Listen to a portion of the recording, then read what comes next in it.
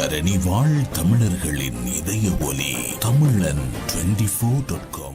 விஜய் தலைமையிலான தமிழக அரசின் வேளாண்மை துறைக்கான முதல் நிதிநிலை அறிக்கை தாக்கல். மொசாட் அமைப்பின் 2 உயர் அதிகாரிகள் பணி நீக்கம்.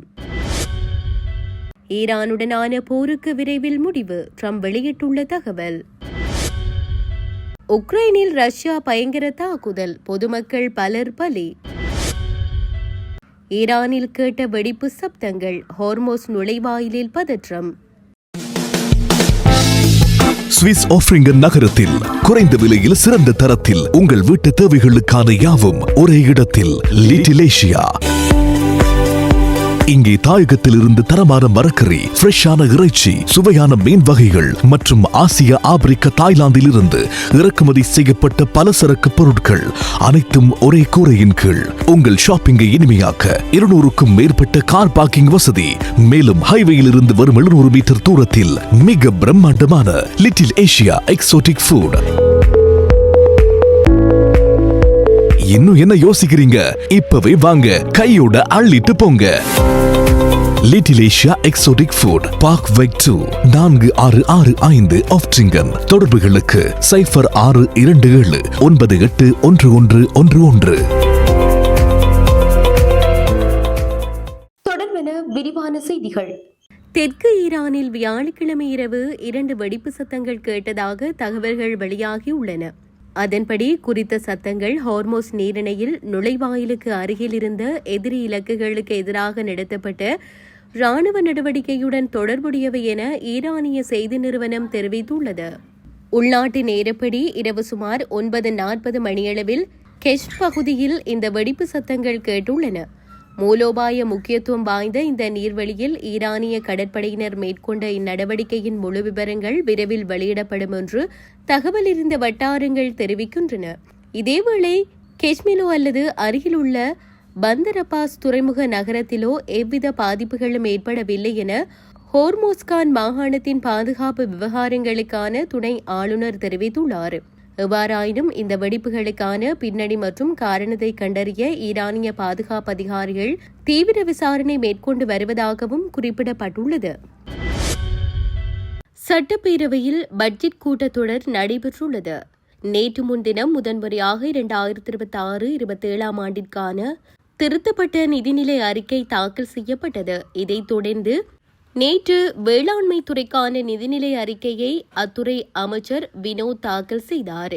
இந்த நிதிநிலை அறிக்கையில் இடம்பெற்ற முக்கிய அம்சங்கள்: விவசாயிகளுக்கு சந்தை வாய்ப்புகளை உருவாக்குவதற்காக நீலகிரியில் பிரத்யேக வேளாண் தொழில்நுட்ப ஆராய்ச்சி மையம் அமைத்தல், உழவர் சந்தைகளை புனரமைப்பதற்கான நிதி ஒதுக்கீடு, வேளாண்மை துறைக்கான நுண்ணறிவு மற்றும் சந்தை மையம், வான்மகிழ் திட்டம், துளி தண்ணீர் திட்டம், ஒழுங்குமுறை விற்பனை கூடங்களில் சேமிப்பு கிடங்கு வசதிகளை மேம்படுத்தல், மதிப்பு கூட்டு பொருளை மேம்படுத்துவதற்கான பிரத்யேக வணிக வளாகங்கள் மற்றும் கட்டமைப்புகள் உருவாக்கம், விவசாயிகளின் வருமான மேம்பாட்டு ஆணையம், தமிழ்நாடு தென்னை பதப்படுத்தும் கழகம், கடலோர மாவட்டங்களில் நன்னீர் கிணறுகள் அமைத்தல், வேளாண் இயந்திரங்களை பழுது நீக்கி பராமரிக்கும் மையங்களை அமைத்தல், பண்ணை குட்டைகள் உருவாக்குதல், நம்மாழ்வார் பெயரில் ஒரு புதிய உயிர்ம வேளாண்மை பட்டய படிப்பு கல்லூரி உருவாக்கம், வேளாண் விளைபொருட்களுக்கு 100% பயிர் காப்பீடு, மாநில அளவில் பயிர் விளைச்சல் போட்டிகள் நடத்தப்பட்டு வெற்றியாளர்களுக்கு மக்கள் சேவகர் அஞ்சலை அம்மாள் விருது வழங்கப்படும்,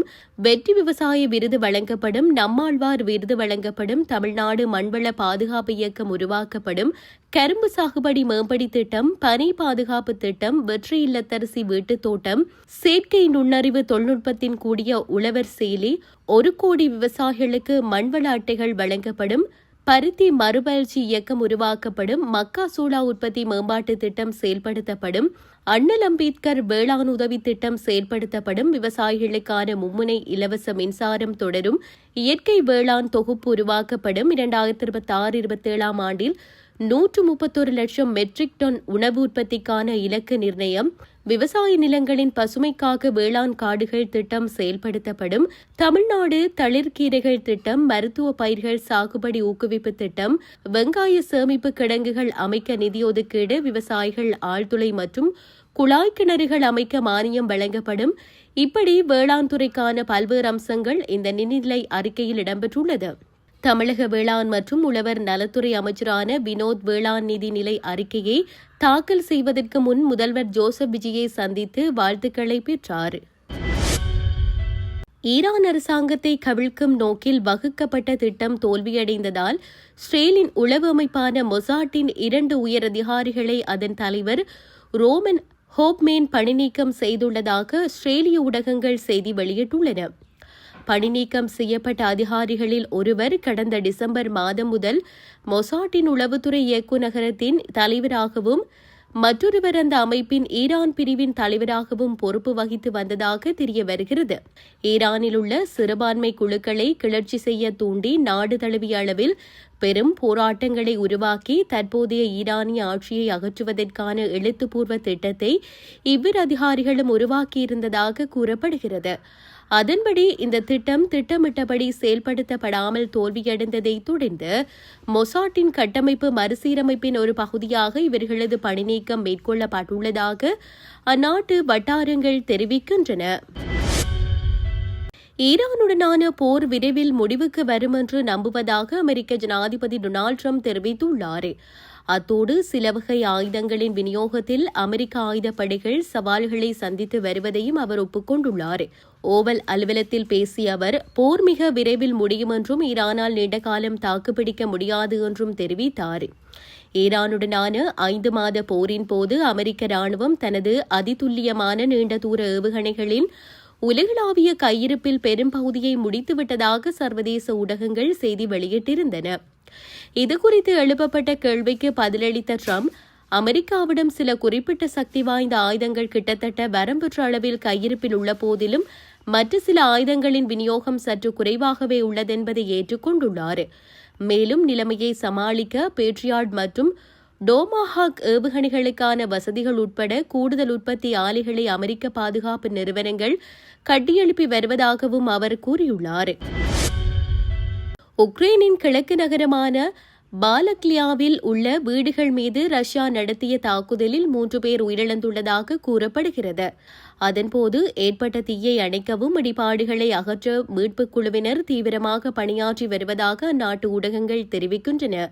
இதேவேளை வடக்கு சுமி பிராந்தியத்தில் உள்ள குடியிருப்புகள் மீது ரஷ்ய படைகள் நடத்திய தாக்குதலில் 3 பேர் உயிரிழந்துள்ளதாகவும் சுமார் 19 பேர் காயமடைந்துள்ளதாகவும் தெரிவிக்கப்படுகிறது.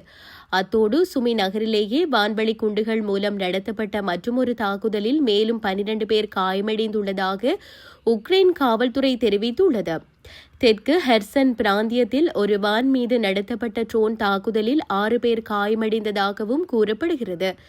எவ்வாறாயினும் 2022 தொடங்கிய இந்த போரில் பொதுமக்களை குறிவைத்து தாக்கல் நடத்துவதாக கூறப்படும் குற்றச்சாட்டுக்களை ரஷ்யா மற்றும் உக்ரைன் ஆகிய 2 நாடுகளுமே தொடர்ந்து மறுத்து வருகின்றமை குறிப்பிடத்தக்கது.